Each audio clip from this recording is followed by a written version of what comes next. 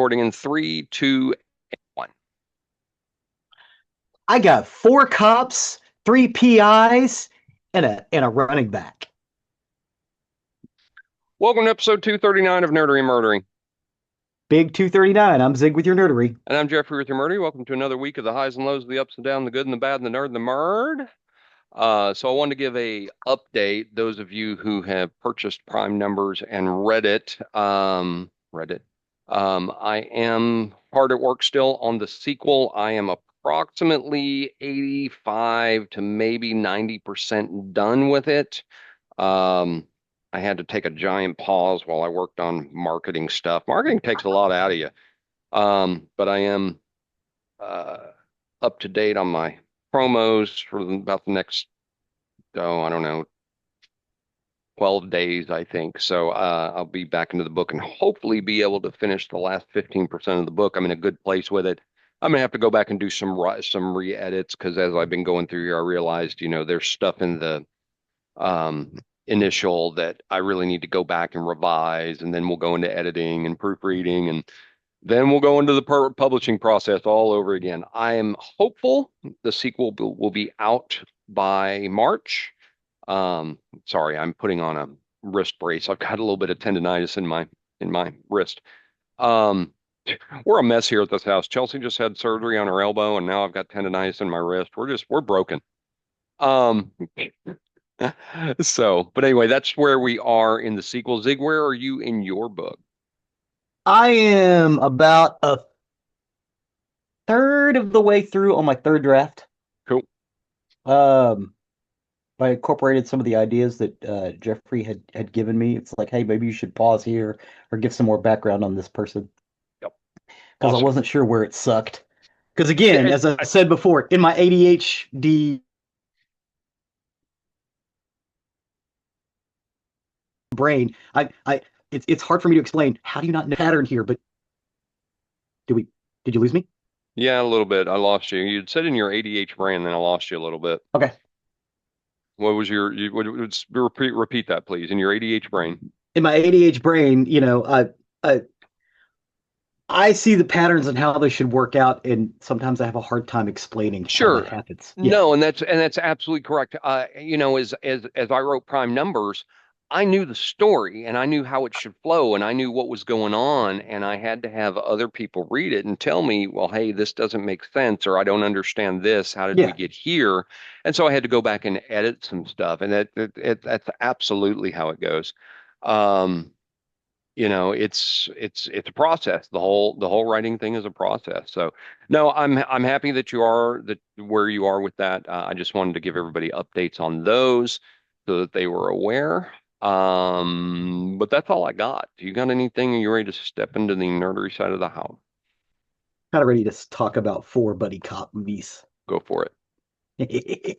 So today we're talking about four buddy cop movies. Now, before the criteria with these has always been, well, they have to be cops. Not necessarily. Private investigators work. For the sake of the genre. The genre is called buddy cop movies, but it's buddy investigator movies. And I pulled four of them, each from a different decade. One from 1974, one from 1986, one from 1991, and one from 2016, or 2016. The first one we're going to start with is the one that a lot of people define as the originator of the genre itself. It is Freebie and the Bean. It's a 1974 American buddy cop black comedy action film starring James Caan and Alan Arkin. It's directed by Richard Rush. The film follows two police detectives who wreak havoc in San Francisco, attempting to bring down an organized crime boss. The film, which has been originally scripted as a serious crime drama, morphed into what is now known as the buddy cop genre due to the bantering, improvisational nature of the acting of James Caan and Alan Arkin. Reportedly, by the end of the film, both actors were confused by the purpose of the movie. Not knowing what they had stumbled into a successful character formula, the film was popular enough to spawn various other successful film franchises such as Lethal Weapon, 48 Hours, Beverly Hills Cop. Loretta Swit and Valerie Harper. Loretta, you said Loretta Swit? Loretta Swit, Oh, okay. Swit and Valerie Harper Gotcha. appeared in supporting roles as well. Did Loretta Swit just die? Yes. That I think we just lost Valerie Harper too. did we? I don't know that I knew that. I think so. Huh. Okay. Um, Freebie and the Bean are a pair of maverick detectives with the San Francisco Police Department Intelligence Squad. The volatile, gratuity-seeking Freebie is trying to get promoted to the Vice Squad to garner perks for his retirement, while the neurotic and fastidious Bean has ambitions to make a lieutenant. Against the backdrop of the Super Bowl weekend in San Francisco, the partners are trying to conclude a 14-month investigation, digging through garbage to gather evidence against well-connected racketeering Red Myers. When they discover that the hitman from Detroit is after Myers as well, after projecting their pretext arrest of Myers to protect him, the district attorney orders them to keep him alive until Monday.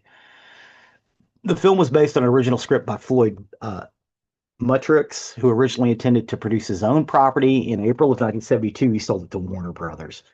Mutrux maintains that he'd gotten offers from other studios, but elected to go to the Warners because he felt the studio's vice president, Richard Zanuck, was the straightest shooter I've ever known.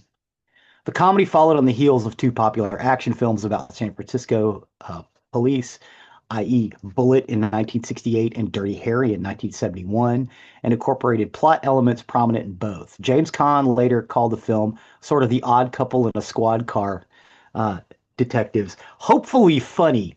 Mutrix claimed Al Pacino was offered one of the leads, but his agent requested $250,000 plus a percentage of the profits, so Warner went to James Caan.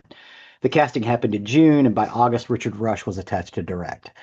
Rush described the original script as about two corrupt cops who ride around in a police car quarreling with each other like an old married couple. They were never sure which one was the wife and which one was the husband.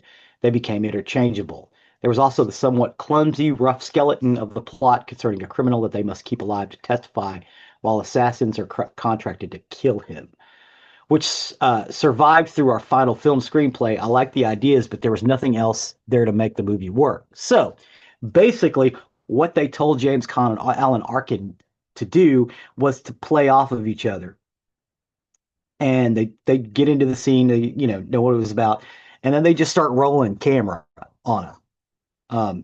This is back in the studio days where they could afford wasting film, basically. And then there was a time where we couldn't do that, and now you can because there is no film to waste. You just roll and get the best stuff you need.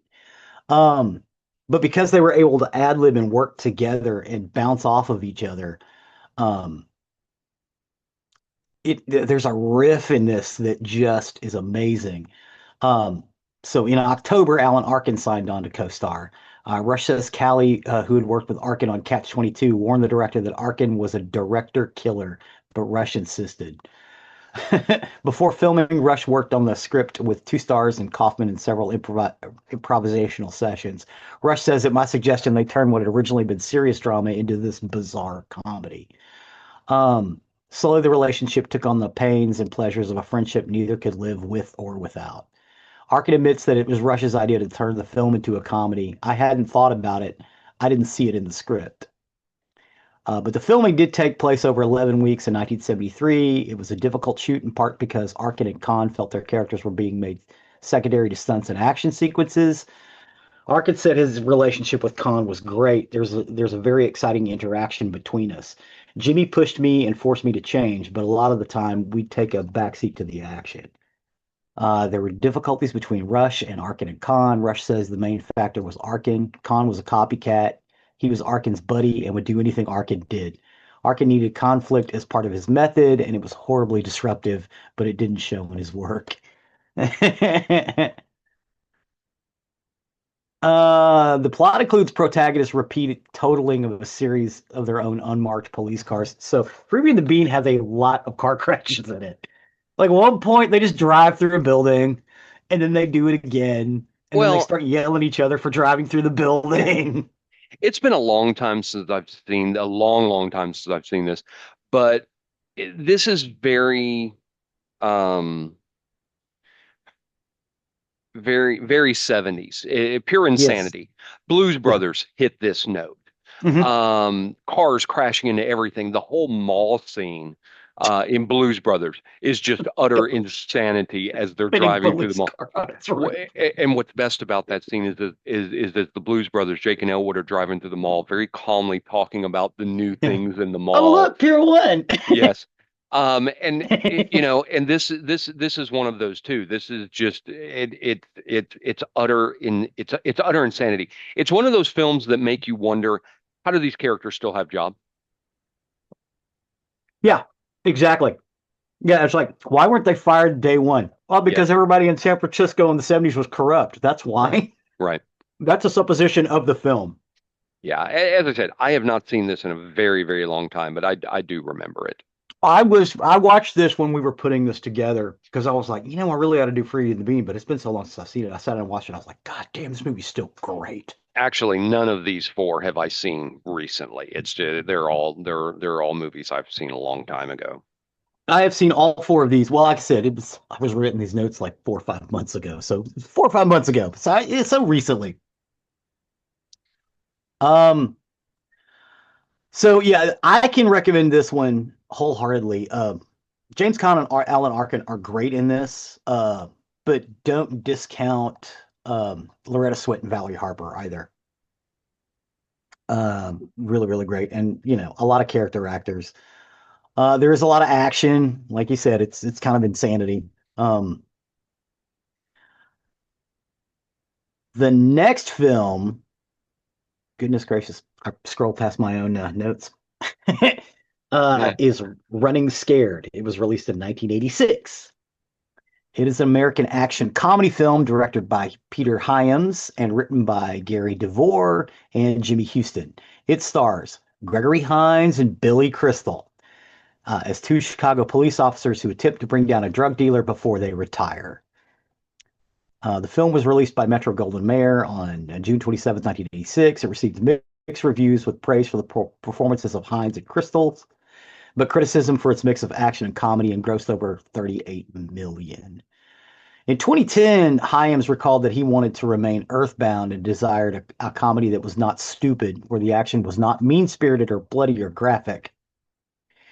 MGM's script about retiring New York cops turned into a tale of non-retiring young Chicago cops, offering fresh casting possibilities in a unique city backdrop. He noted that amidst numerous cop movies, he chose to opt for more unconventional actors and chose Billy Crystal and Gregory Hines, who proved to have great chemistry. Hines persistently campaigned for his role, proud that the film featured a black guy with sex scenes, deviating from the norm, the black characters being devoid of sexuality. As opposed to his white counterpart, he recalled that Hyams was tough to work with, but he still didn't want to put that guy down. Crystal, valued for his improvisational skills, contributed little pearls to the script, supported by Hines' chemistry. He noted that his risky improvisations were only possible due to Hines' solid presence.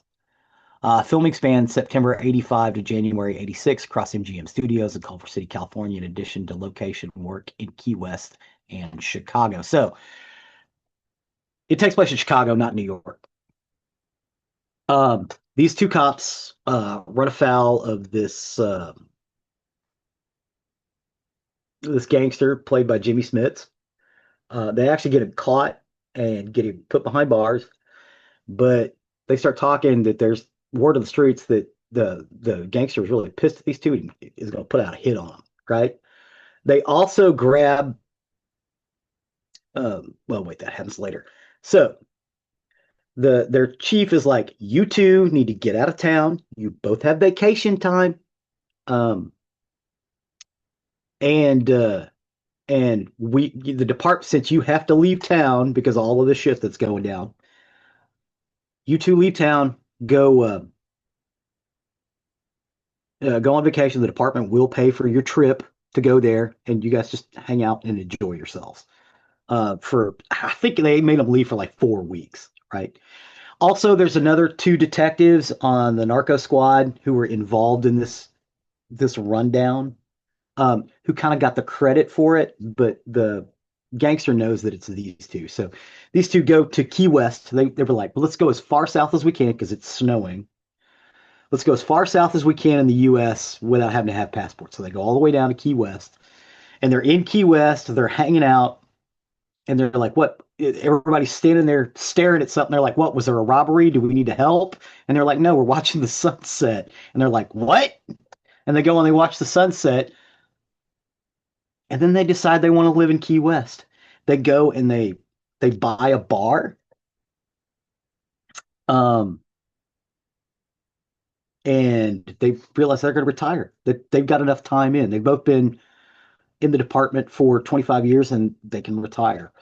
So they go back, after the 4 weeks mandated, and the two other detectives are kind of taking the reins of what they're doing. They come back and say, "We're going to retire," and their captain is like, "What are you two going to do? Open a bar?" Like he knew what they were gonna go down there and do. Played by Dan Hedaya so well.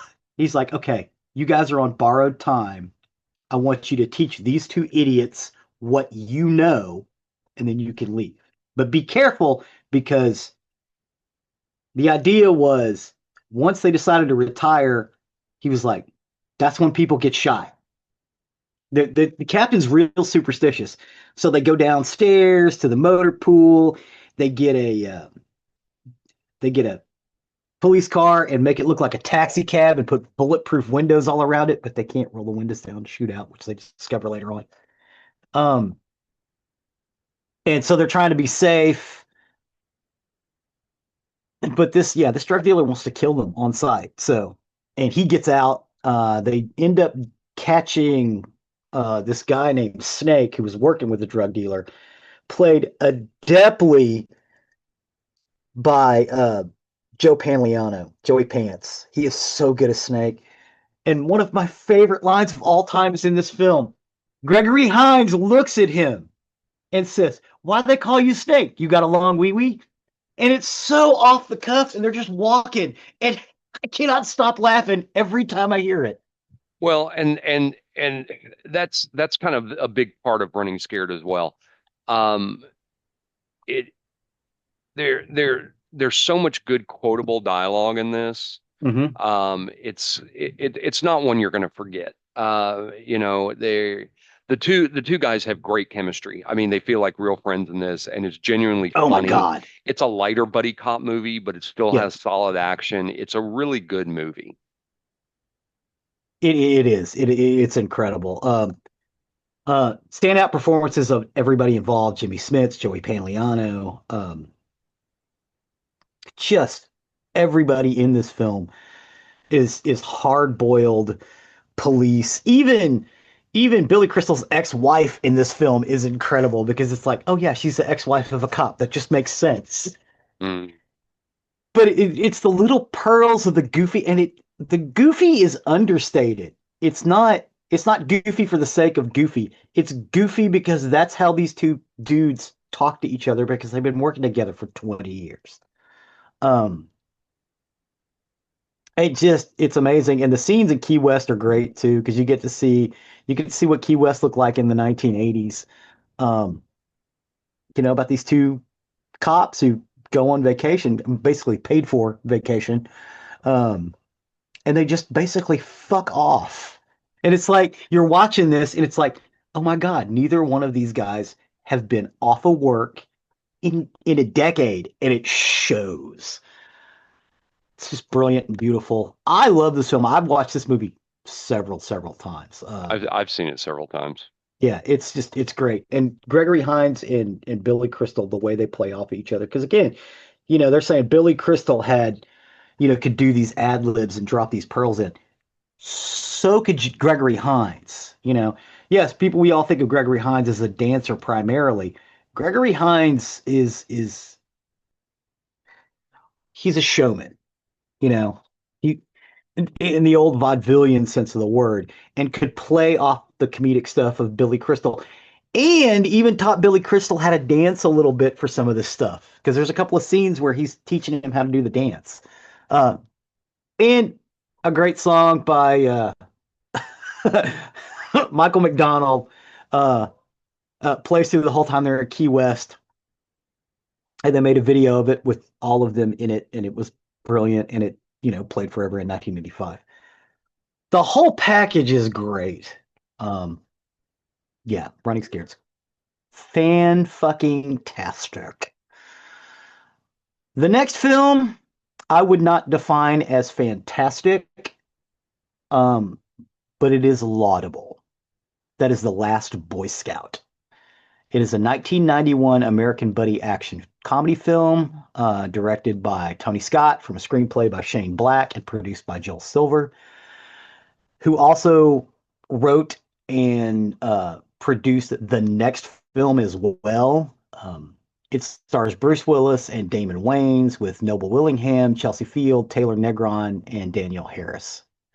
The film follows a washed up private investigator, played by Bruce Willis, who teams up with a scandalized former football star, played by Damon Wayans, to uncover a political conspiracy involving their former employers. The film was released by Warner Brothers Pictures in the United States on December 13th, 1991, to mixed reviews and a smaller than expected box office. Retrospective reviews have been more positive, and the film has developed a bit of a cult following. So, during the halftime of a football game, the fake Los Angeles Stallions running back Billy Cole receives a call from Milo, Taylor Negron, a man who warns him to win the game or he will be killed. Cole ingests PCP and, in a drug-induced rage, brings a gun onto the field, shooting three opposing players to reach the end zone before shooting himself in the head.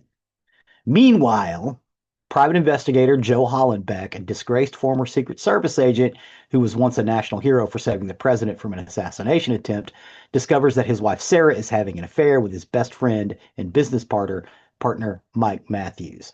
After understanding this, Mike gives Joe an assignment to act as a bodyguard for a stripper named Corey. Mike is then killed by a car bomb outside of Joe's house. And when they say car bomb, dude gets into a Mustang 5.0 um, 1990 Fox body Mustang, right? Gets in and it blows up, and that scene takes it's the whole fucking screen. I saw this in the theater and was like, God damn. Because they do a long shot of the car and then they do a close up of the car, and you get it from bumper to bumper, and it just explodes. There was no there was no holding back on that explosion. They caught it. Um, and it's loud and booming.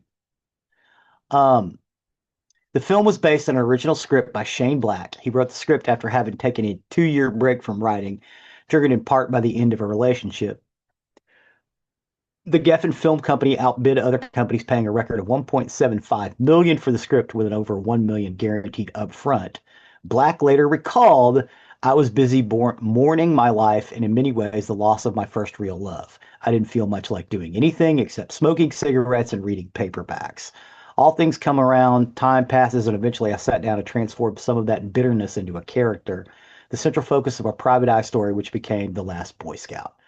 Writing the script was a very cathartic experience, on the best experiences I've ever had. I spent so much time alone working on that, days which I wouldn't speak, 3, 4, where I maybe said a couple of words. It is a wonderful, intense time where my focus was better than it's ever been, and I was rewarded so handsomely, $1.75 million for that script. It felt like a vindication and like I was back on track." So,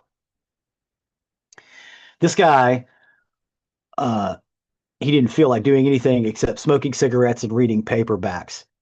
Joe Hallenbeck in the film, that's what he does. I will say this, one of the people's problems with this film is the cigarette inconsistencies problem. Joe Hallenbeck is smoking a full cigarette, then he's smoking a half cigarette, then he's smoking a full cigarette again. This happens through the whole film, and he smokes through the whole movie. It's part of that character. He gets shit for it. You can't smoke that in here, and he smokes anyway. Um, but there are a lot of cigarette inconsistencies which bug the fuck out of me. I know maybe I shouldn't be looking at them. I saw it at the Sundance in downtown Fort Worth, and I noticed it then. Um, it was filmed 90 days between March 11th and June 9th in 1991. Filming took place primarily in and around Los Angeles. The football stadium scenes were filmed at Los Angeles Memorial Coliseum and San Diego Stadium. It had a very troubled production. Conflicts and arguments flared between Joel Silver, Bruce Willis, and Tony Scott. Although they partnered up in the film, Willis and Damon Wayans really disliked working with each other. Silver was described as insane and long, horrible fits of sanity and was compared to a fighter pilot riding as a passenger. And as soon as you hit a little bit of turbulence, he's right away going to throw the guy out the window and take over the steering. Taylor Negron also remarked that Silver was directly involved throughout the production. Now,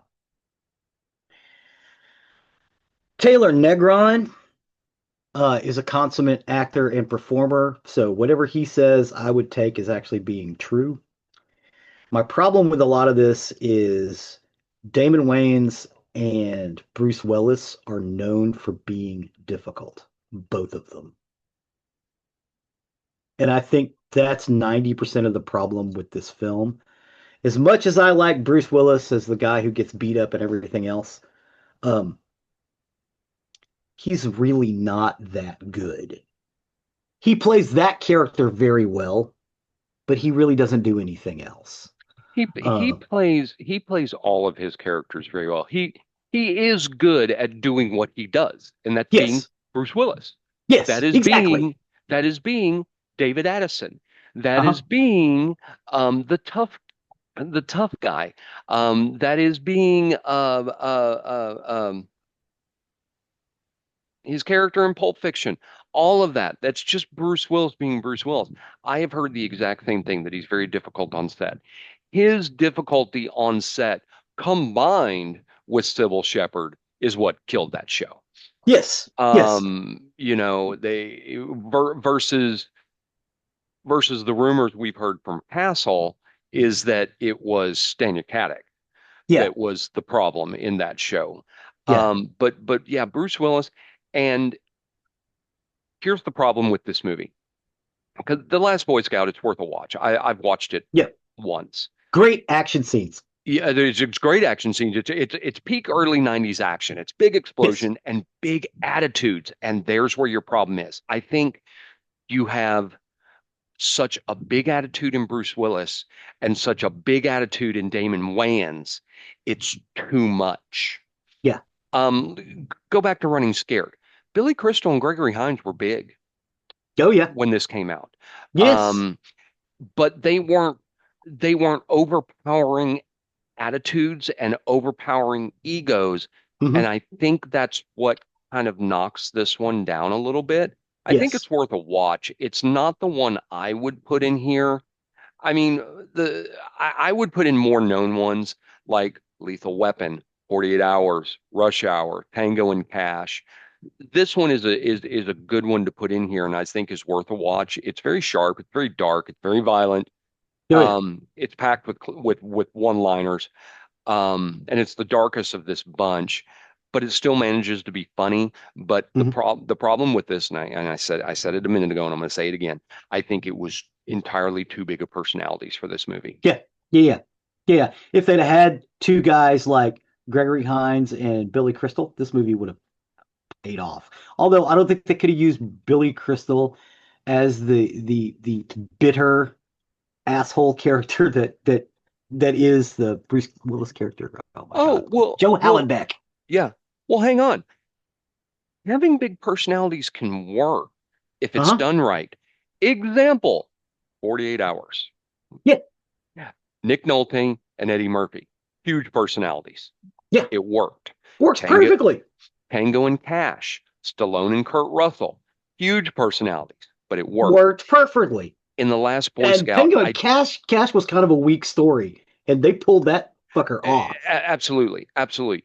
But The Last Boy Scout, as much as like I say, it deserves a watch, this is one where I think two big personalities didn't quite work. Yeah. Well, and they were so Shane Black had to wrestle with the script because they kept changing it. He Hmm. had to do Hmm. more rewrites because Bruce Willis didn't like it, and then he would get it back, and then Damon Wayans would look at it and go, "Hey, you wrote me out of all of this. You need to add me back in." So there was so much of that going on that kind of left a bad taste in Shane Black's mouth, even though writing this movie was one of the greatest times of his life because he's never been, when he wrote that script, it was all he was firing on all like cylinders. You he did, and he not only did he get paid 1.75 mil for the script, he also got some back end money, and he got paid to be on site as a rewriter. That's a salary gig on top of the 1.75 million. Um, but you know, Bruce Willis with I don't like this. You got to rewrite this. I, I'm glad he's not making pictures anymore. I really am because well, he's got some problems now. But he's he really threw he really made it hard for a lot of people to get work after working with him, including Kevin Smith. Um, it's pretty hard to break off Kevin Smith from wanting to make films, but he did for a while after dealing with Bruce Willis. Because he basically wanted some glibness of David Addison, which Bruce Willis wasn't doing anymore. And he gave him one scene, and Bruce Willis was kind of a dick and like, "Hey, there you go, there you are. There's the scene that you asked for, and please don't bother me anymore." It's like, Mhm. dude, who the fuck are who the fuck are you? You're just some jerk off from Jersey. Fuck you. You know, I yes, okay, he's commanded millions and millions of dollars. He got lucky. He got lucky with a good casting in in Die Hard and before that Moonlighting. If he hadn't gotten those roles, he'd be doing dinner theater in Poughkeepsie. And I could see that. I could Yeah. see that. I think Moonlighting was absolutely lightning in a bottle, but you could tell in the latter seasons Hmm. how those personalities were starting to get in the way because Yeah. the latter The first two seasons seasons get of that show were great. yeah, they were brilliant. But you get to the latter seasons, and it failed from a actually culminating into the romance versus having the hints at the romance and the dancing around it. You actually got into the romance and things started to get weaker. Hmm. And those personalities got in the way. He got lightning in a bottle again on Die Hard. And you want to Hmm. talk lightning in a bottle? Number one, if there is anybody that is listening to the show right now that has never seen Die Hard, I want to know what rock you live under Yeah. because, you know, everybody's seen Die Hard. It is a major, major, major Bruce Willis vehicle, and it did launch him into the stratosphere in what he does later in life. Um, the thing that I like about Bruce Willis is when you see him on screen, no matter what character he is playing, you kind of think Willis is that guy you can hang out with, Hmm. that he would be fun, he would be cool. When in reality, Ziggy is right. The vast majority of the rumors in Hollywood out there is that he's kind of a jerk. Yeah, he's kind of a dick. And those rumors tend to kind of be a little accurate because you get multiple people. Conversely, let's talk about somebody else who is a mega star, who everybody says is the nicest person you'll ever want to meet, and that's Keanu Reeves. No, yeah. And so I kind of take a little bit of stock in that because it's not just TMZ saying Bruce Willis is a jerk and Keanu No, Reeves is it's wonderful. people he works with, and Yes. you can also listen to the way they say things. If they say things about someone and it's political, it's oh, he's a Jim. They say certain phrases. Mm, That means that person's a dick. yeah.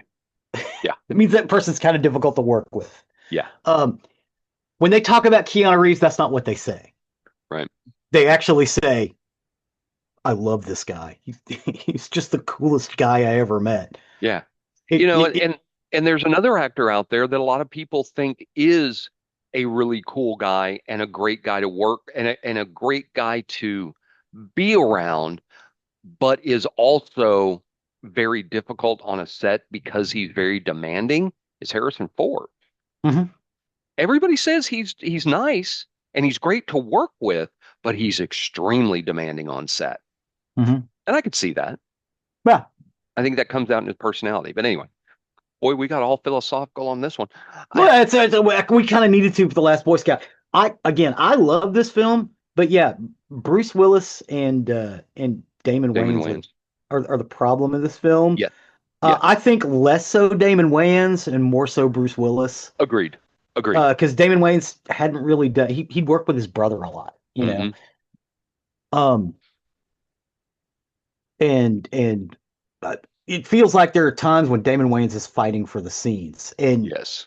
Taylor Negron, who is one of the bad guys, Milo, is just you can see how that motherfucker's coming in. He's earning his stripes, and he's just kind of navigating his way through. Um, he's great. He's just great. Um, but he's so fucking creepy when he talks. That's why people hired him. It's like because when he talks, he's just got this weird kind of voice, and it's up and down, and it's a little softer than it should be, but also a little harder than it should be. He makes a great bad guy or a great creepy guy. Creepy mailman. Mm-hmm. Hmm. But yeah, so the whole cast, other than the two main characters, are exceptional in this film. Everybody else is pulling aces, straights, and flushes.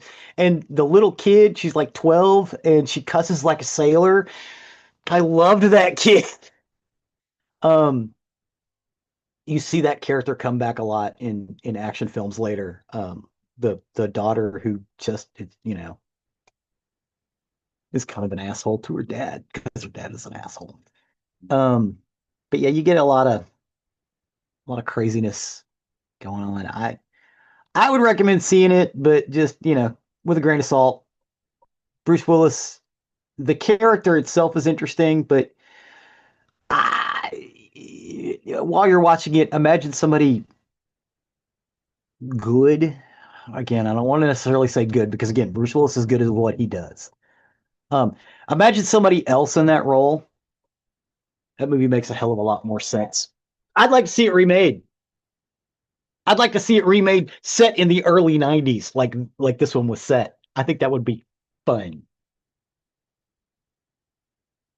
Um, the last film on our list is from 2016. It is The Nice Guys. It is a neo-noir black comedy film directed by Shane Black and who co-wrote the screenplay with Anthony Bagarozzi, just like the last film. The film stars Russell Crowe and Ryan Gosling, with Angourie Rice, Matt Bomer, Margaret Qualley, Keith David, and Kim Basinger appearing in supporting roles. Set in 1977 Los Angeles, the film focuses on Private Eye Holland March, played by Ryan Gosling, and tough enforcer for hire Jackson Healy, played by Russell Crowe. So again, they're both private investigators. They team up to investigate the disappearance of a teenage girl, uh, Margaret Qualley. The Nice Guys premiered on May 11th, 2016 in Hollywood, screened on May 15th at the 2016 Cannes Film Festival, and was released by Warner Brothers Pictures on May 20th of 2016. It received positive reviews from critics for its humor, mystery, and the performances of Crowe and Gosling, but it flopped at the box office as it grossed $63 million on a $50 million budget. So it it basically broke even. Since its release, the film gained a cult following, especially for Gosling and Crowe's chemistry and comedy. It's 1977, Los Angeles. Holland March is a private eye hired by Mrs. Glenn to find her niece, porn star Misty Mountains, who she claims to have seen after her death. March investigation leads him to Amelia Kuttner. Fearful Amelia pays Jackson Healy, a violent enforcer, to scare March away. After visiting March at his home and breaking his arm, he accepts a yoo-hoo from March's teenage daughter, Holly, and as he leaves, when Healy returns home with a case full of yoo-hoo, he is interrogated by two thugs. Blueface, so named after he sets off a dye pack while searching Healy's apartment, an older guy about Amelia. Believing Amelia is in danger, Healy wards them off and teams up with a reluctant March to find her. Much like Black's previously directed film Kiss Kiss Bang Bang, The Nice Guys takes inspiration from Brad Halliday, namely his novel Blue Murder. Black initially wrote a version of the script along with Anthony Bagarozzi in 2001 while establishing the characters, but otherwise was vastly different. According to Black, each would start with one detective, he was March and Bagarozzi was Healy. Along the way, they swapped characters and eventually wrote a first draft. The version of the script failed to attract any buyers, and then Black reworked it into a 64-page version that would serve as a television pilot for CBS. Um, but there were objections by standards and practices, so he called his producer friend Joe Silver. Again, they've had some trouble with Joe Silver on The Last Boy Scout in 1991, but this is, quite a few years later, 25 years later, uh, who told them that they should do it as a period piece. Because Sherlock Holmes had been real big when this was coming on. Um, but it was like, we need to look at Vanishing Point and Five Easy Pieces. Two really great, super gritty 1970s cop dramas. Um, and it needs to be ironic and non-descriptive, as the two main characters were literally the two worst people they could think of. So we need to try to make it fun and those two guys funny. And when they did that, they stumbled on the idea of this film, and they got the two best guys who could do it. And you can tell that everybody is having fun living in the 70s in this film. Like the smoking, the fucking suits, the big TVs and the radios and the disco dancing and everything. Everybody is having a fucking blast making this film, which again kind of shows that the problems with the previous film 25 years earlier were because of a couple of people. I think everybody else in this fucking film was on board. I'm gonna break out of this for 1 minute because I have to say this because you just said something. Those Mhm. of us that grew up in the 70s in the South are probably the only ones that know this, but this was very common for people who grew up in the South.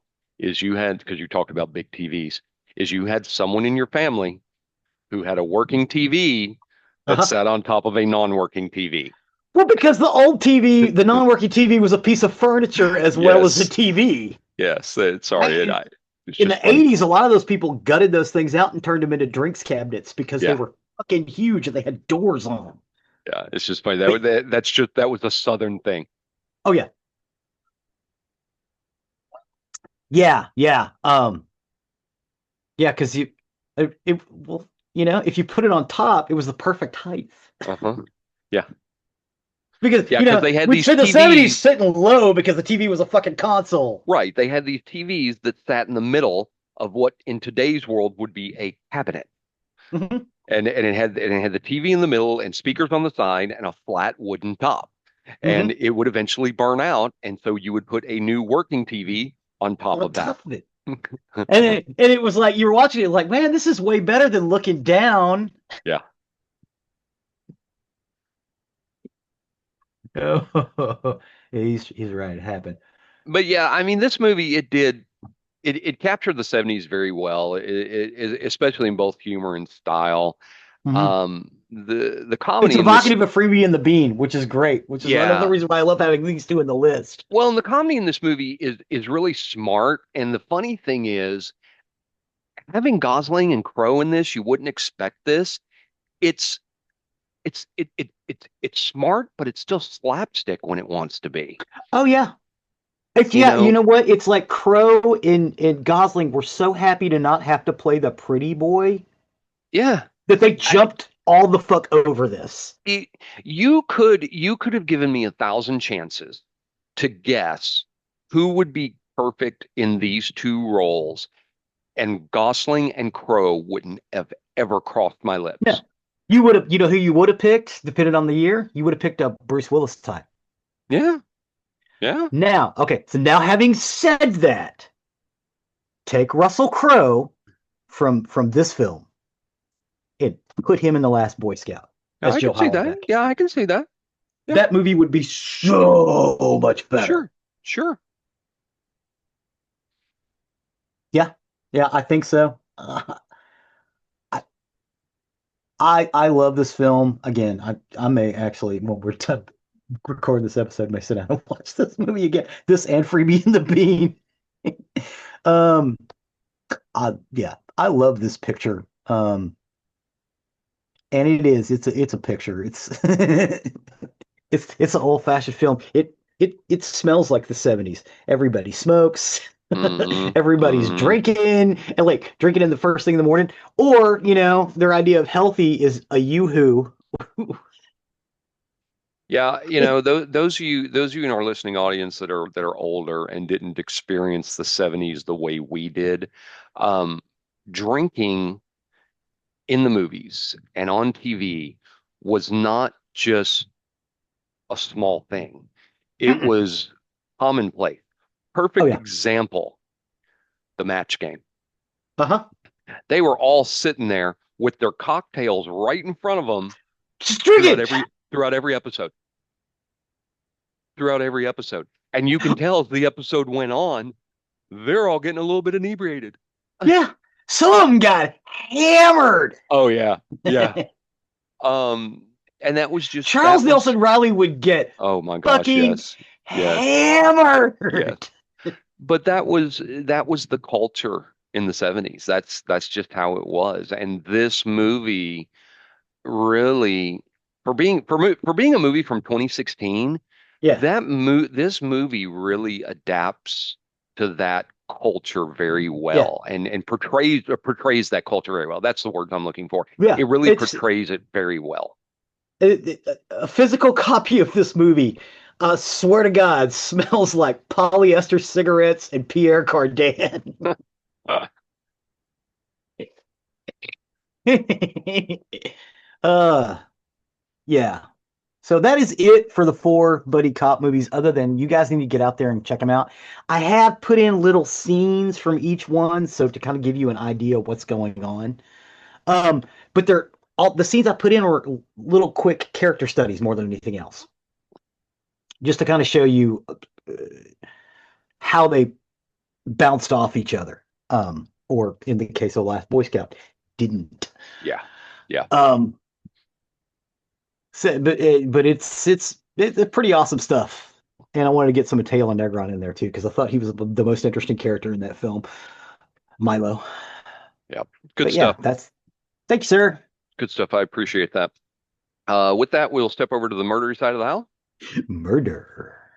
For today, I got my information off AP News, Justia.com, Murderpedia, and the Crime Library archives. And this is the story of Daniel Lee Siebert. Daniel Lee Siebert. So, several weeks ago, I actually go way back beyond that. I had talked for a long time. I don't remember if I mentioned it on the show or if Zig and I just talked about this separately outside the show.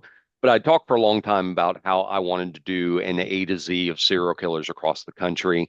And then a few weeks ago, we had the interview with Johnny Trevisani, Uh-huh. who wrote his book, that he went across America doing the A to Z. So I knew I wanted to take this journey on my own. I'm not trying to step on Johnny's toes when I do this. This is my own take. I try to make sure that I'm not doing ones that he's done, and there are some I have to find a little bit uh, different because I've covered them before. But this one is Daniel Lee Siebert. Let me set up the initial scene on this one. So, you got an apartment, very quiet when the police entered it, and it was too quiet. It's that kind of quiet that feels staged, like somebody had very carefully removed all the noise, only left an echo of what had happened. Officers stepped through a doorway with very slow, deliberate movements. They knew this was not going to be a standard welfare check. There was a missing student, a locked door, and a very strange silence. When they flicked the lights on, the scene told its story immediately. A University of Alabama student, 24-year-old Sherry Weathers, lay motionless. Her two young children were nearby, and one look was all it took for responding officers to understand that no accident, no natural death, and no random tragedy. This was intentional, methodical, and cold. Whoever did this had done it calmly. The apartment itself showed almost no signs of struggle, no smashed lamps, no overturned furniture. Instead, the space felt very controlled, quiet, and almost ritualistic in its stillness. The officers could feel it even before the detectives arrived. This was the work of someone who didn't panic, didn't lose control, and didn't act impulsively. This was someone who knew exactly what he was doing and someone who had done it before. Hmm. Word of this spread fast through the department. A young mother and her kids murdered in what seemed like a precise, calculated fashion. Within hours, investigators would learn that a friend of Sherry's had also disappeared. Within days, another body would be found, and the picture was forming, and it was beginning to be a dark one. The killer was already gone. Gone but not invisible, he had a pattern. He left echoes of himself behind. Soon, detectives would connect the dots of a man who drifted across the country for years, teaching martial arts, taking odd jobs, using fake names, and blending in with the forgettable edges of the cities he passed through. His birth name was Daniel Lee Siebert, but by the time investigators caught up with him, he had used so many aliases that even he struggled to remember them all. Siebert was not famous like Bundy or Gacy. He wasn't theatrical. He didn't dress as a clown or escape from courthouses or taunt police with cryptic letters. He simply moved from place to place, killing quietly, killing cleanly, and leaving behind bodies and broken families without ever making a sound. And that silence is what makes his story so terrifying because Siebert wasn't hunting attention. He was just hunting. As the investigation grew, detectives realized this was not just an Alabama case. It stretched into California, Nevada, and several other states. There were unconfirmed victims, suspected victims, and victims too damaged to be conclusively linked. Siebert slipped through towns like smoke, leaving devastation behind, but rarely leaving enough evidence to catch him. But in the end, it wasn't a witness that brought him down. It wasn't a confession. It wasn't even a dramatic standoff. It was his past that finally caught up to him after more than a decade of drifting, hiding, and becoming whatever people needed him to be. So, this is the story of Daniel Lee Siebert, a man who blended in so well that no one noticed the danger until it was standing right behind them. Dun dun So, dun. yeah, so when we get to the end of the story, you're going to understand why his quiet violence really still echoes through Alabama's history and why we're starting our state to state journey right here. Serial killers themselves tend to live in the big shadows of big cities, Los Angeles, Chicago, New York, places where anonymity is a given and crowds make the perfect cover. But the truth is, serial killers can come from anywhere, small towns, quiet communities, college cities, rural pockets of the American South, and everywhere knows where everyone knows everyone. Everyone knows everyone else until they don't. So here in 2016, I'm going to start to begin our new series, an A to Z journey through American serial killers state by state. And we are going to start with Alabama. This is the state better known for football rivalries, Southern cooking, and musical heritage more than it is serial murder. But Alabama has its monsters too, and few were as quietly dangerous as Daniel Lee Siebert. Siebert didn't want headlines. He didn't chase the spotlight. He didn't taunt police or send coded letters to newspapers. He just drifted. As I said earlier, he taught martial arts. He took odd jobs. He charmed people. He manipulated them. And then when the time suited him, he killed them with a level of calm that investigators still talk about. His crimes were not confined to one place either. They stretched across multiple states. As I'd said, Nevada, California, Alabama, and possibly beyond. Some victims were confirmed, others remain highly suspected. A few will probably never be identified at all. Siebert left a trail of devastation behind him, but not enough evidence for law enforcement to connect things quickly, and that's part of what makes this case so chilling. Because Siebert, he blended in. He slipped through life, rolling through back alleys and that that were easy to miss until you were in them. He didn't look like a monster. He looked like a guy you might work with, or the friendly instructor at your local dojo, or the man who rented a room down the hall. That's what made him effective, and that's what made him deadly. It was in Alabama where his crimes hit the hardest. Where the young mother was killed, her two children. It was a friend. Another victim shortly after that, in a string of murders that shook the University of Alabama community and left police scrambling to figure out who could have done something so cold, so calculated, and so precise. His brutality wasn't chaotic, it wasn't impulsive, it was very intentional. And as investigators dug deeper, they realized this was not a first time killer. This wasn't some local domestic case gone wrong. This was someone who had done this before and someone that's with experience, someone who had killed in other places and under other names. So today we're going to walk through Siebert's past, his crimes, his psychology, and the manhunt that pulled in multiple states and the eventual trial that finally brought his drifting violence to an end. We'll look at the lives he impacted, the family he's destroyed, and the long shadow he cast over Alabama's criminal history. Because even though he didn't become a household name, his quiet, calculated brutality places him among one of the most dangerous serial killers in American history. Um, as we go in here from time to time, Zig may jump in there wherever there needs to be a comparison, a timeline check, or a historical callback, because this is a long, dark road. And so Might as well take I'm it ready. together. I was looking up pictures of the dude. I was like, oh yeah, I wouldn't have picked that motherfucker out of a crowd. Yeah. So with that, let's step back to the beginning, before the aliases, before the murders, and before the manhunt, before Alabama became the centerpiece of this multi-state nightmare. Let's talk about where Daniel Lee Siebert came from and how he became the kind of killer you never see coming. When investigators finally began piecing together the movements of Siebert, one thing became very clear very quickly. This was not someone who suddenly snapped in adulthood. This was not a man who woke up one day, committed a murder, and then continued on as if nothing happened. His path to violence had been forming long before his first known killing. It was shaped by instability, unpredictability, and deep-rooted disconnect from the people around him. He was born on June 17th, 1954, in Mattoon, Illinois. He came into the world very quietly. There was no dramatic circumstances that sometimes mark the early lives of serial offenders. There was no headline tragedy, no catastrophic major event, but what followed in his childhood was really his slow erosion of stability. Reports who knew of him as a boy described him as a child who floated through life rather than participated in it. He was present physically, but emotionally detached, and he learned early how to blend in. By his teenage years, this type of emotional distance had become noticeable. He struggled with authority and had difficulty forming real connections. He showed early signs of behavioral problems, including minor delinquency and frequent clashes with adults. Nothing so dramatic as to predict murder, but enough to mark him as a young man struggling to find stability or purpose. At some point in his adolescence, the drifting began. He left home, sometimes returning. Sometimes he'd vanish for weeks. He bounced between jobs, schools, and cities, and this pattern would become the defining rhythm of his adult life. Appear, blend in, move on. Appear, blend in, move on. The cycle that never stopped until the day he was arrested decades later. They said he started this in adolescence, so I'm thinking 13, 14.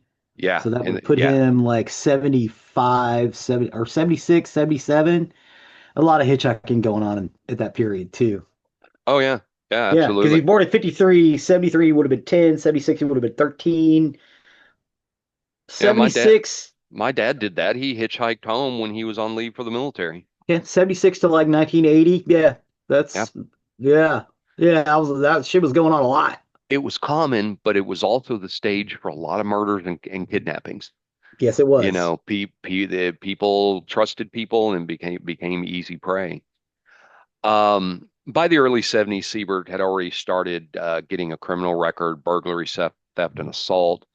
More than once, he attacked or attempted to attack women, which was an early indication of the violence that would later escalate into murder. None of these crimes connected him to who he would become, but each one was a step further into the dark. His drifting lifestyle made it difficult for anyone to keep tabs on him. He lived in multiple states, sometimes staying only days or weeks before moving on. He'd take on work as a laborer, a cook, a martial arts instructor, or anything he could find.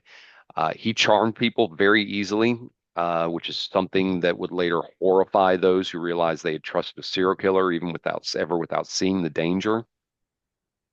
In 1979, long before he stepped foot in Alabama, Siebert committed his first known murder. The victim was a woman in Las Vegas. Her death was brutal, and her body was found in a manner that suggested familiarity with violence. He was charged, but like so many drifters of the era, Siebert vanished before he could be brought to trial. During the early 80s, he continued to drift between states, living under names like Daniel Spence and Daniel Stevens. He perfected the art of becoming forgettable. He'd enter cities through a side door and leave through the back. He left behind acquaintances who remembered him as nice or quiet or helpful, never realizing that the stranger they had welcomed into their lives had already killed at least one. By the time he surfaced in Alabama in the mid 1980s, Siebert was not just a drifter, he was a predator who was honing his methods. He learned how to kill without leaving chaos behind, and he learned how to charm without revealing emotion, and he learned how to disappear when everything's got risky. Before Alabama, he was dangerous, but Alabama is where he became unforgettable. When he arrived in Alabama in the mid 1980s, nothing about him stood out. He blended into the background with the same unsettling talent he had perfected over years drifting across the country. He found odd jobs, he made acquaintances who would later remember him as polite or quiet, and he moved through the University of Alabama community like smoke, present but never lingering long enough for anyone to truly know him. Among the people he met during this period was 24-year-old Sherry Weathers, who was a student and young mother working tirelessly to build a better life for herself and her two children. To those who knew her, Sherry was kind, resilient, and determined. She was juggling classes, parenthood, and financial challenges. But with it all, she carried with it warmth and strength. Siebert saw something else, a vulnerability he could exploit. Accounts of their connection vary. Some say they met through campus circles, others through mutual acquaintances or casual gatherings. Regardless of how they crossed paths, though, Siebert inserted himself easily into her life, and and and that was his greatest weapon, not brute force, but invisibility. He seemed helpful, trustworthy, and even gentle. He was a man who offered to lend a hand, who smiled slowly, or who blended in with the scenery of everyday life. No one expected the kind of man who could be dangerous. Police were first called to Sherry's apartment for a standard welfare check. She hadn't been seen in several days. Professors noticed her absence, and friends were worried. And then when officers stepped inside, as we talked about at the beginning, that stillness was very immediate and suffocating. Something was very wrong. Then they turned on the lights and saw the horror that was inside. Sherry had been murdered. Her two small children lay nearby. No forced entry, no signs of struggle, no chaotic aftermath. The crime scene itself was disturbingly clean and disturbingly calm. Whoever killed them had done so with practiced control, and they moved through the apartment with very silent confidence. It wasn't a brutal, frenzied attack. It was efficient. Detectives immediately began piecing together Sherry's last known movements, the last people to see her, and the threads of her life before she just vanished. Siebert's name surfaced early. He had been seen near her apartment, and he had spoken with her shortly before she disappeared. But then, almost as quickly as the murders occurred, he was gone. Um, but this didn't end with Sherry and her children. One of Sherry's close friends, someone who had grown concerned enough to check on her, also disappeared. Days later, her body was found, and she too had been murdered. University of Alabama. Mm-hmm. So it's taken around place around Tuscaloosa, Correct. about 1986-ish. It was in the 80s. Okay, Yep. 85, Um, 86. Okay. so, for police, this was no longer a domestic tragedy or situational crime. This was a cluster and a pattern. They had a predator on their hand. Um, on the University of Alabama campus, they were just shaken to the core. Students were terrified, and parents were panicked. Faculty was demanding answers. They had a mother, two children, and a friend murdered in rapid succession, and that this wasn't random. It wasn't impulsive. This was the work of someone who had done it before. Investigators widened their focus, and at that point, Thieber's past began to surface. They learned he had used multiple aliases that we had talked about, drifting from one identity to the next. They learned of a murder in Vegas, another in California, possible victims in other states. He had been slipping through the cracks for years, but Alabama was different. Alabama hit hard because these victims were so vulnerable. Again, a young mother, children, a woman who simply cared enough to check on her friend. These were not confrontational killings, they were executions of opportunity. They were targets chosen because they trusted Siebert, or because they would not fight back, or because they'd stumbled into his orbit at the wrong moment. The precision of the murders disturbed investigators. The lack of struggle suggested that Siebert had controlled the situation effortlessly, possibly gaining entry through familiarity or deception. He didn't panic, he didn't rush, and he destroyed multiple lives with the calm efficiency of someone who had long since stopped seeing people as human beings. Um, in the community, grief turned to fear, and fear turned into anger. Parents pulled their children from campus housing, students traveled in groups. The idea began to spread that a serial killer had been living among them, drinking coffee in their restaurants, blending in their daily life, and it was really almost too much to process. And this was the moment when Siebert transformed from a drifter with a violent past into a fully recognized serial killer. Alabama connected the dots, and publicly, loudly, and unmistakably. Yes. Talladega. It was a part of the University of Alabama, but it was in Talladega. Ah, So okay. actually smaller than Tuscaloosa. Makes sense. Yeah. I don't think that was pointed out here because Yeah. I Okay. just had Sorry. University I of was just, I Alabama. was No, like, it's okay. fine. No, no, not a problem. I just always had University of Alabama in all the things I read. Apparently they've got campuses all over the state. Just like University of Texas, they've That's got true. campuses all over the state. I Yeah, mean, and A&M too. yeah, A&M's got a bunch there, of campuses. absolutely. There's a UT down here. It's UTRGV. Eh. Um, so the murders in Alabama were not his first, but they would become the crimes that defined him. They were the ones that forced law enforcement across multiple states to collaborate and trace his aliases that unraveled his drifting path. They were the murders that finally placed Siebert as the center of a nationwide manhunt. But Alabama was not where the violence began. It's just where it could no longer be ignored. Um, Alabama, it holds the most infamous chapter of his crimes. It was far from the beginning and not even close to the full scope. Siebert had been honing his violence across multiple states long before he stepped onto campus. His life was a trail of half-finished jobs, abandoned identities, suspicious disappearances, and unexplained deaths. When investigators finally started pulling the threads together, they realized Alabama was just one point on a long, dark map. The first known murder was in Las Vegas, Nevada in 1979. This is the earliest confirmed victim linked to Siebert. Her name is not always included in public records due to the nature of the assault, but what is known is she was found murdered in a manner that suggests the killer was familiar with violence and comfortable with it. The body showed signs of overkill, but not friendly. There was control, purpose, and a chilling level of calm. Again, Siebert was charged with this murder because police had enough evidence to bring him in, but before he could reach trial, he disappeared. And this would become his pattern: commit murder, charm or deceive the people around him, change names, and vanish before the consequences arrived. He was a ghost long before law enforcement realized it. Next, in California, 1985, a woman in California was murdered under circumstances disturbingly similar to the Las Vegas case. Her name was Linda Jarman. She was a 22-year-old student, and she was found strangled. Her body was posed in a manner suggested the killer wanted control even in death. At the time, no connection was made to the Las Vegas murder, nor to the man calling himself Daniel Spence.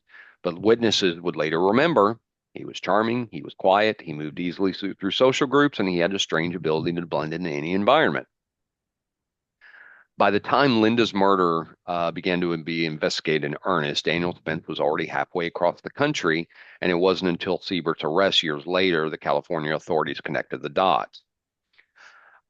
This next one is unconfirmed, but is a strongly suspected victim. While investigators were retracing Siebert's movement, they discovered a troubling pattern. Wherever he lived, even briefly, there were cases of missing women, unexplained deaths, or violent attacks that matched his method of operation. States with potential victims include Florida, Tennessee, Georgia, Arkansas, Oklahoma, and Texas. Some cases involve strangulation, which was Siebert's preferred method. Other involve victims who had known him personally, often through martial arts classes, workplaces, or casual social circles. A few victims were transient women living on society's margins, the kind of victims predators target because they believe no one will come looking for them. Authorities estimate Siebert may have killed between 10 and 20 victims, although only a fraction were ever confirmed. Siebert himself offered conflicting statements, sometimes bragging, sometimes denying, sometimes blaming others. He wanted to control the narrative, even sitting in the jail cell. His ability to evade justice came down to a perfect storm of factors that in the area before digital made serial killers incredibly difficult to track. Number one, multiple aliases. We talked about Spence and Stevens, but he was also Danny Starr, Dan Rivers, Timothy Brent Sherrill. And each alias came with a slightly different backstory, job, and lifestyle. Employers rarely checked identification through the 70s and 80s, and background checks were primitive at best. I can attest to that because I got a job at Kroger. Sorry, Kroger, if you ever want to sponsor us, but I conned you. I got a job at Kroger at 14 years old. I walked in, I said I was 16. That's what I wrote on my paper, and I got a job. No background, no check, no nothing. Nothing. Um, Close enough. and that's just how it was. That's how it was in the pre-digital age. The second thing was his drifter's lifestyle. He never stayed anywhere long. A few months here, a few weeks there, and by the time police interviewed witnesses in one state, Siebert was gone long before the ink even dried on their notes. He had that charming and disarming behavior. Dozens of people later told investigators some version of he was nice, he seemed gentle, he never raised his voice, I never would have guessed he was dangerous. Serial killers very often weaponize charisma, and Siebert used this like a professional surgeon. The targets were people who trusted him. Most of the women Siebert killed knew him. They invited him in voluntarily. They spoke to him. They allowed him into their routines, and that made his crimes clean, controlled, and low risk. Jurisdictional silos before the 1990s. Police departments often did not communicate across state lines unless they had a direct reason. A murder in Nevada had no It's obvious connection to a murder in California unless someone spotted the pattern. Siebert knew this and he exploited it. shit. Sometimes cities in the same county didn't share information. Yeah. Oh, yeah. We talked about that in North Fox Island. We had Hmm. police departments in various areas of the city that were not talking to each other. Yeah. Again, they're in the same fucking county. You would think that at least those guys, nope. Yeah. No. And they That sure as that hell are not going to share stuff between Las Vegas and Talladega, Alabama. It's no. just not going to happen. No. The trail that led to Alabama, by the mid 1980s, Siebert had left behind a trail of bodies, missing person reports, and suspicious encounters across multiple states. But because he constantly changed names, and because local police departments lacked the modern tools to cross-reference suspects, no one connected him to the larger pattern. That changed only after the Alabama murders. Once investigators saw the brutality and precisions of the killings, oh, here we go, in Tuscaloosa. There we go. I did have it written in here. They learned that a man named Daniel Spence had suddenly vanished and the manhunt began. Once they realized Spence was an alias and that the man underneath the mask was connected to crimes in multiple states, this exploded into a nationwide effort. Nevada reopened files, California re-examined old case notes. Other states began matching details from unsolved murders to Siebert's movement. And so at this point, the quiet drifter had finally become visible. And this was the visibility that would kick off one of the most intense multi-state manhunts of the late 1980s. By the time Alabama authorities realized they were dealing with a multi-state killer, Siebert was already gone. His absence wasn't surprising. Disappearing is what he did best. But by this Hmm. time, investigators were armed with something they never had before, a name that wasn't an alias, a real identity. And with that, for the first time, the manhunt had a chance. The investigation took its first major leap forward when detectives traced the name Daniel Spence, a man who had been working as a martial arts instructor and handyman in the Tuscaloosa area. When Siebert vanished after the murders, investigators grew suspicious. They ran the name and nothing. They ran fingerprints left on file from prior employment for him. This time something hit. Spence wasn't Spence at all. He was Daniel Lee Siebert, who was a fugitive with a long history of assault, burglary, and suspicious disappearances. His record stretched back to Illinois, Nevada, California, and beyond, multiple mugshots, multiple fingerprints, but no consistent trail. So now they had a real face, and now they had a real I name. bet he looked different in that because I've seen a couple of looking up pictures of him. That dude could change his face by changing his facial hair and haircut. Yeah, I think he was kind of a chameleon. I Yeah. really do. Yeah. I mean, like nothing. All he's doing is changing his hair and his Hmm. facial hair. It Yeah. looks like a different dude. Yeah. Because I was looking at 3 or 4 pictures of like that. Oh shit, that's the same dude, Hmm. but you can't. Hmm. Well, his drifting lifestyle made it difficult. He could wear Florida beaches, Midwestern truck stops, West Coast cities, rural Southern towns. He never stayed long, never established deep ties, and was able to reinvent himself overnight. Law enforcement knew they were chasing a man who spent his entire adult life perfecting the art of vanishing. So police across multiple states finally began sharing information, murder reports, missing person cases, employment logs, martial arts studio rosters, transient arrest records. And slowly the picture sharpened. Siebert had passed through Los Angeles, Las Vegas, Reno, Little Rock, New Orleans, Houston, Nashville, half a dozen small towns, but he was always just ahead of the law. Throughout 1986, sightings started trickling in. In Birmingham, Alabama, a man matching Siebert's description was seen at a bus station. By the time police arrived, he was gone. Dallas, Texas, a martial arts instructor reported that a man calling himself Dan Rivers had worked at his gym briefly before disappearing. He Shreveport, was Louisiana. smart too. If you notice, Oh all yeah. of his aliases he has the same first name Yes. Yes. because he doesn't have to Which worry about not answering to that. exactly because that's a key tell right there is it's basic human nature to react when your first name is called. And if you don't have it ingrained in your head what your fake first name is, you can very easily ignore someone talking directly to you. Hmm. Shreveport, Louisiana, there was a woman who claimed she had gone on a date with a quiet, polite man who fit Siebert's description exactly. She later recalled there was something off in his eyes. He vanished the next day. Tampa, Florida, a bartender recognized him from a newspaper photo, but by the time officers swept the area, the trail was cold again.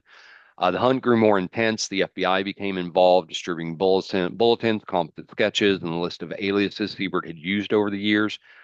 But every confirmed sighting seemed to come only after he had already moved on. In early 1987, the break investigators desperately needed came from Florida. A former coworker of Siebert's recognized him from a broadcast and reported he might be staying at a homeless shelter in St. Petersburg. Police and federal agents converged on the area, but once again, he had slipped away. But then a tip came that shifted everything. A woman who had briefly dated Siebert remembered that he sometimes talked about heading towards the coast and especially mentioned Tennessee as a place he liked because nobody pays attention there. It wasn't much, but it Uh, narrowed the search. uh, So they don't pay authorities attention to sent Tennessee. I'll be yeah. safe there. So I know authorities that's pretty sent good. out bulletins across Tennessee with new urgency. And on February 19th, 1987, Siebert was finally tracked down in Zebulon Pike, Tennessee, staying in a small house with another drifter who had no idea who Siebert really was. So his arrest was very shockingly anticlimactic. When officers approached, Siebert didn't run, he didn't fight, he didn't even speak at first. He simply raised his hand. Officers later said he looked almost relieved, as if the running had finally exhausted him. Inside the home, investigators found forged IDs, handwritten notes listing his own aliases, newspaper clippings about the Alabama murders, and clothing linked to one of the victims. The evidence tied him directly to the crimes. He was transported back to Alabama to face trial. Once in custody, he displayed about the same calm he had during his crimes. He talked freely about drifting, using aliases, about surviving an odd job. He showed no fear of prison, no remorse for the victims, and no emotional reaction when discussing the murders. A forensic psychologist who evaluated him said he was one of the most affectless individuals I've ever met. No guilt, no empathy, no anxiety. He viewed people as objects, tools, nothing more. Even in interrogation, Siebert controlled the pace of the conversation. He withheld details when he wanted power. He released information when he wanted attention. And he gave contradictory statements to confused investigators. At various points, he claimed he had only killed 5 people. He had killed 12. He had killed as many as 20. He liked playing around with the numbers. The University of Alabama erupted in both relief and anger. Students and parents expressed gratitude for his capture, but many asked how someone with such a violent past had slipped through so many cracks. Families of the victims attended court hearings silently, some glaring at Siebert as he was escorted by deputies, and he never looked back. The media covered the story heavily, labeling him the drifter killer and the quiet predator, but Siebert himself refused to give interviews, refused to apologize, and refused to acknowledge the impact of his actions. Simply waited for trial. Because for Siebert, the chase was finally over. Now it was time to face judgment. When he was finally brought back to Alabama, prosecutors moved quickly. They had multiple victims, strong forensic links, eyewitnesses' accounts, and a mountain of circumstantial evidence that pointed to Siebert as a calculating and experienced killer. But even with the weight of the case against him, no one could have predicted just how cold and detached Siebert would be through the legal process. He was formally charged with the murder of Sherry Weathers, her 2 young children, and her friend Linda Jarman, and in a related California case that was later connected to him, another University of Alabama student whose murder mirrored the same method of operation. And so Alabama prosecutors began with the strongest case, the murder of Sherry Weathers, knowing that even one conviction would be enough to secure a death sentence.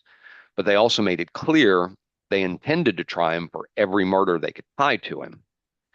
From the moment he entered the courtroom, Siebert displayed the same eerie calm he had shown during interrogation. He did not look at the victims' families. He did not react to emotional testimony. He rarely spoke, and when he did, his voice was flat, almost bored. Reporters described him as expressionless, cold as stone, and completely unaffected. One journalist wrote, watching Siebert in court was like watching someone sit through a lecture they had already heard. He seemed uninterested and almost annoyed that he was required to be present. For the families of the victims, his lack of emotion only deepened their anger and grief. Um, Alabama prosecutors were very methodical. They laid out forensics evidence linking him to the crime scene, witnesses who placed him with Sherry shortly before her murder, documents showing the aliases and movements, his sudden disappearance after the killings, and prior violent offenses that helped establish intent and pattern. One of the most damning pieces of evidence came from handwritten notes found at the Tennessee residence where he'd been arrested, listing the aliases, dates, and cryptic entries that aligned disturbingly well with known murders. The prosecution emphasized control. They painted Siebert as a man who would snap, not as a man who would snap, but as a predator who executed his crimes with precision, a man who killed without panic, without chaos, and without remorse.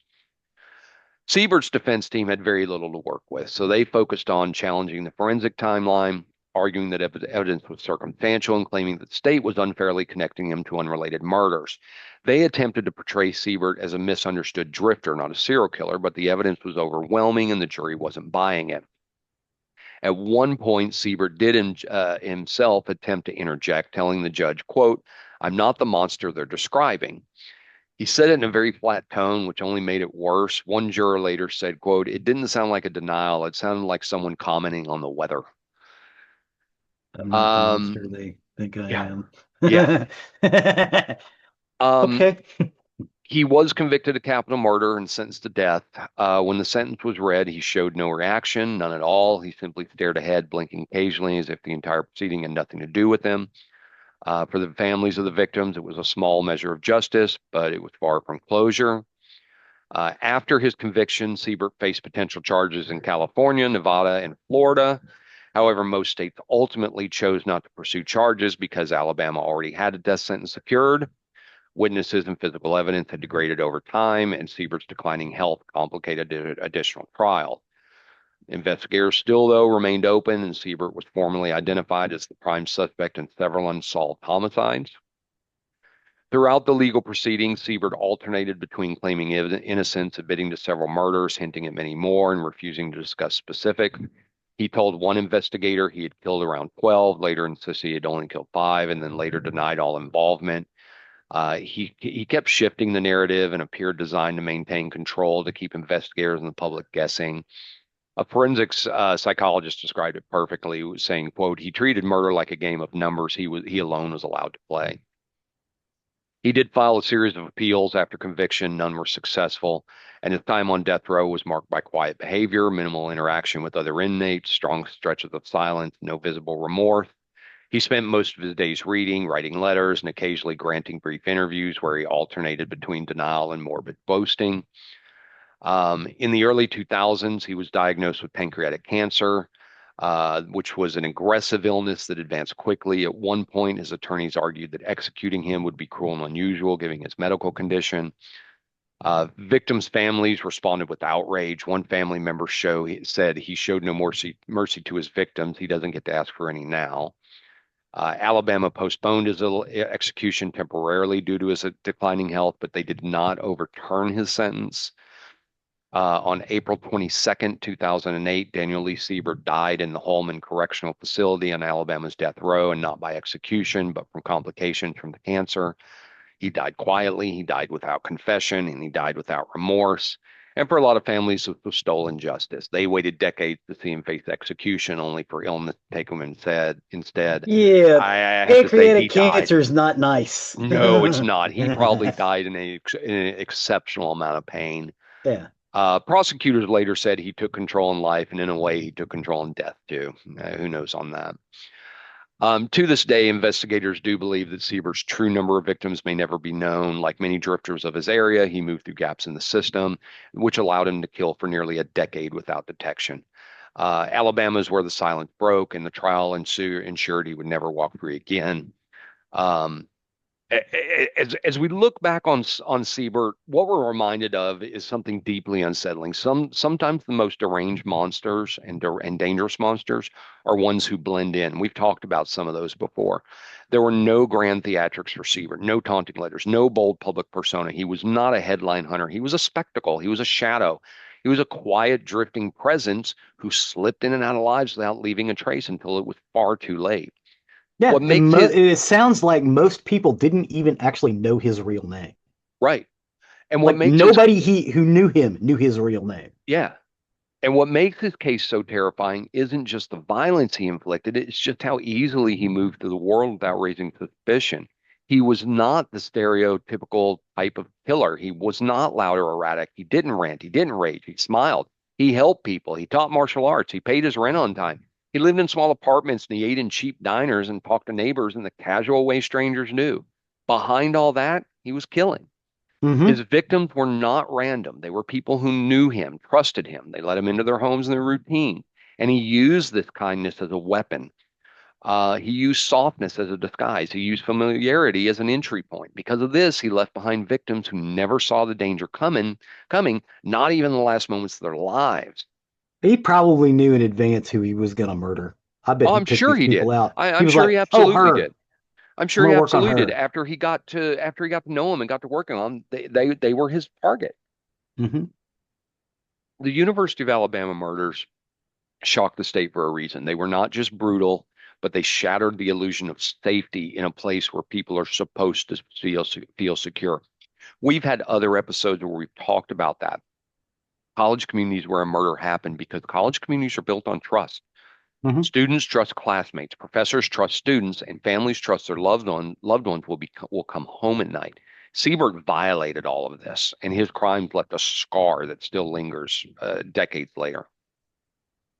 The multi-state nature of his violence also exposed the cracks in the American criminal justice system that let people like Siebert slip through, because this was before modern databases, before instant background checks, before digital fingerprints could be shared across jurisdictions. This was a man with a handful of aliases that could disappear the moment he crossed the state line, and that's exactly what he did for years. Nevada, California, Alabama, Tennessee, and possibly several other states with victims whose names we may never know. Um, in the modern world of law enforcement with interstate communication, national registries, and real-time data, Siebert's drifting anonymity would be much harder to maintain. But in the late 70s and early 80s, he found a perfect era to disappear into. This was the perfect era to reinvent himself, and that was the perfect era to kill. Um, his eventual capture really didn't bring closure so much as it brought answers. It confirmed fears and connected scattered tragedies. It brought families into packed courtrooms where they stared at a man who refused to meet their eyes. And it gave prosecutors enough evidence to ensure he would never walk free again. In the end, Siebert died not by execution, but by illness. Pancreatic, pancreatic cancer did take him slowly and painfully, which honestly is a fate far easier than the terror he inflicted on his victim, but it is what it is. Um, he's not going to do it anymore. He's done. But when I tell these stories, we got to make sure we remember the lives he destroyed, not the man who took them. Sherry Weathers, her children, Lynn Jarman, the many others who never had a chance to see his justice carried to conclusion. So as I start this A to Z journey through the American serial killers, Alabama sets the tone, and it's not with its most famous case. It's not with the one that dominates documentaries or podcasts, but this is a case that shows how violence can hide in very quiet corners of everyday life, how danger doesn't always roar, sometimes it whispers. And if nothing else, Siebert's story is a reminder of why I tell these stories on the murder side of the house, not to sensationalize, not to glorify, but to remember the victims and to understand, to learn, to make sure the people behind the headlines are not forgotten. Next week, I will move on to another state, our next state, a new case and a new killer. There will be a new chapter in this very Oh, you're doing dark. 50 by 50 for 50? I Nice. don't know that I'll do it in a row, but I am going to do another one next week. As I go through this very dark but explore, but I think it's a necessary explanation of America's history of violence. Alabama was first for a reason because sometimes the quiet one leaves the deepest echoes, and Daniel Lee Siebert's echo that was very cold and sharp and unforgettable, it still lingers today. And that's the story of Daniel Lee Siebert and my first step in A to Z. Nice. Thank you, sir. You bet. Appreciate you taking that journey with me. I know it was a long one. We had a couple of long episodes, but I think we had a That's lot all of right. good stuff here. So, Yep. Good stuff. With that, that will take us to the end of another recording week. As always, you can find us on nerderymurder.com, our hub, our website for everything about us. You'll find links, you'll find pictures, and you'll find the link to our YouTube page with Zig. So often update. Yeah, check these out. You'll actually get some good scenes of character development in this one. I think you might like it. Often. Appreciate all the work on that. Thanks, sir. You'll also find the link to our merchandise page, where if you wish to show off your nerdery murdery fandom, please do consider purchasing something from there. Our merchandise, along with our patrons, you can find the link to our Patreon on our website. But that the people who donate to that and purchase our merchandise, they go to the costs that are associated with this show. It is not free. It costs for our uploads for our website and everything to bring you this content each and every week. So we do appreciate each and every one of you. Please and thank you. Please and thank you. And last but certainly not least, no, I'm going to back up. One more thing you can do that's completely free to you and only takes a couple minutes is please leave a 5-star review wherever you can. It helps us and helps others find our content that may be looking for the information that we talk about. And now, last but certainly not least, to our good friend Chuck. You can go to sleep now. Good night, Chuck. Good night, Chuck. With that, I have been Zig with your nerdery. and I'm Jeffrey with your murdering. To the music.